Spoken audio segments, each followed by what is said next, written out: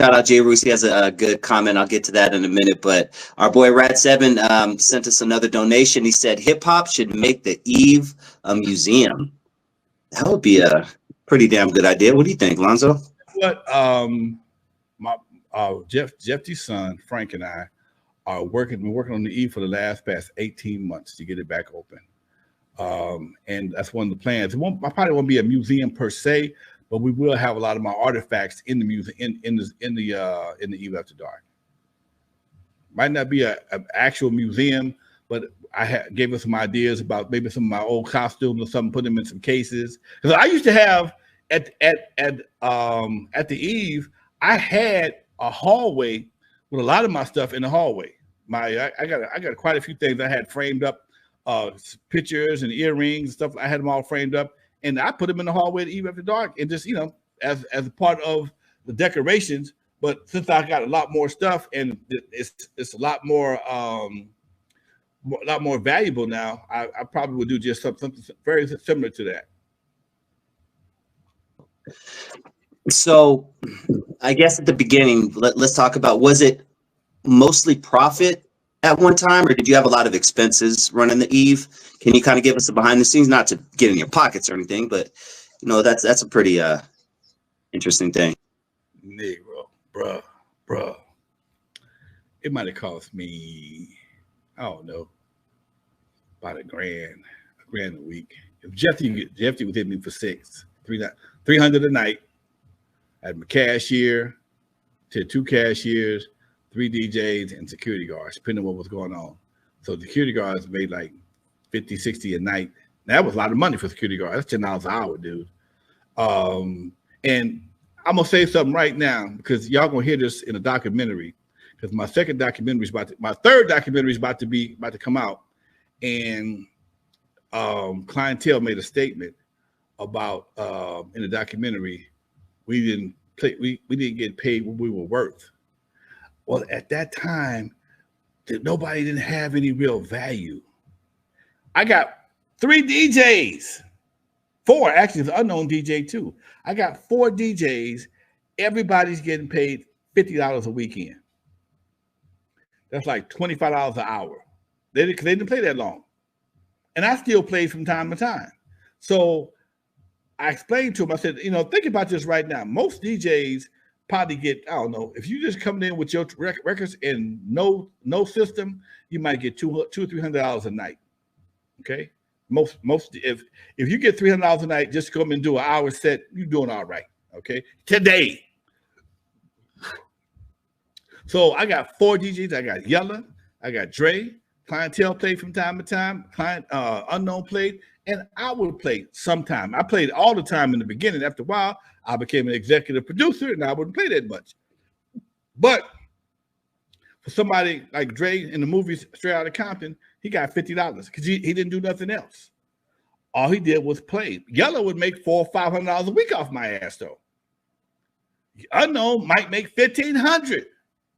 Unknown ran the bar, and he promoted, and he DJ'd. So Unknown got multiple envelopes. I paid everybody in envelopes.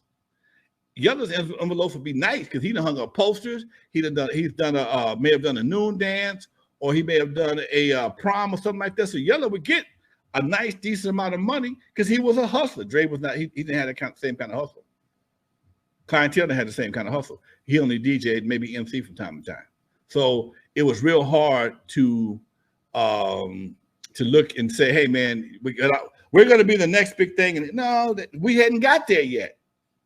We hadn't reached star status yet.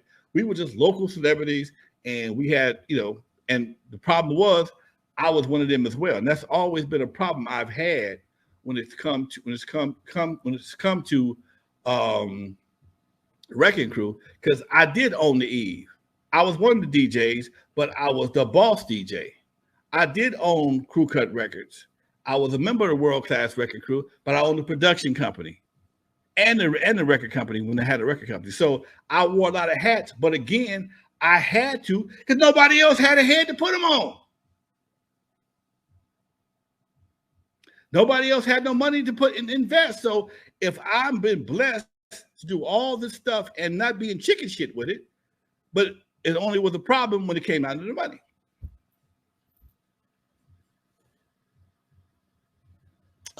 There it is. What number one lesson or lessons has owning Eve After Dark taught you?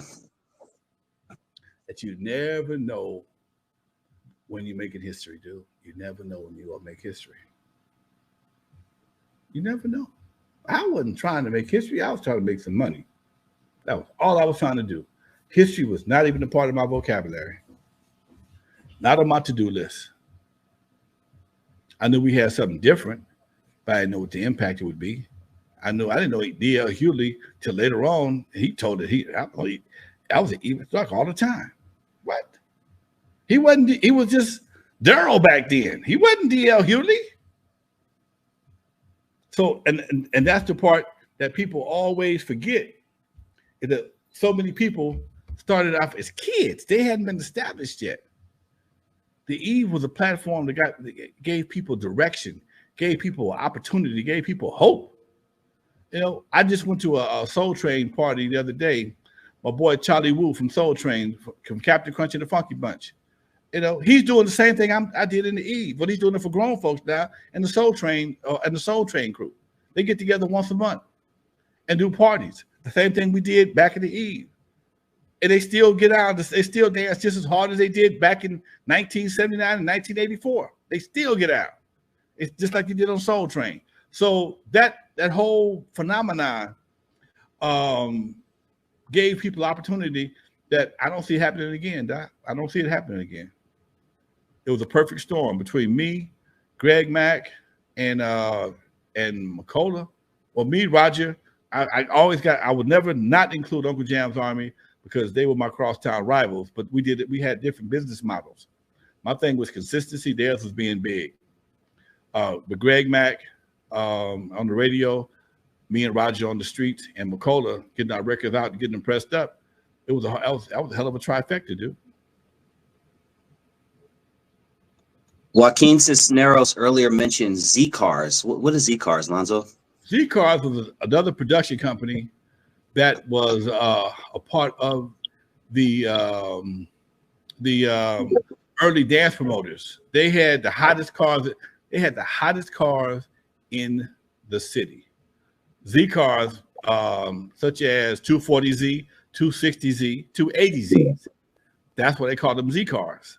And because they had the Z Cars, it was like little bitty Datsuns and Nissans. They became Nissans. Okay.